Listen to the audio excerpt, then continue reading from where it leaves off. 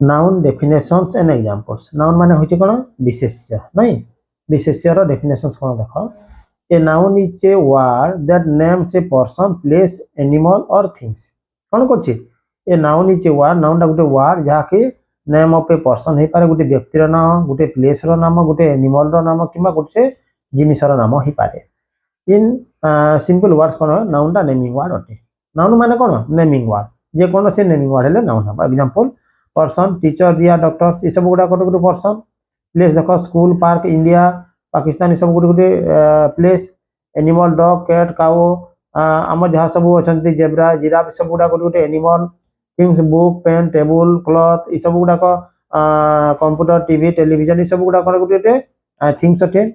Example of a sentence देखो example कौन अच्छी Riya is reading a book. Riya is reading a book. Riya ए book are noun एटा कोन रियाटा कोन name of a person and book name of a things एटा दुईटा कोन हेबो नाउन हेबो। The dog is in the garden डीओ जी डॉग डॉगटा कोन हेला गुटे नाउन हेबो गार्डन टा भी गुटे नाउन हेबो। My teacher is kind my teacher कोन हे जिवो टीचर टा कोन हे जिवो नाउन हे जिवो।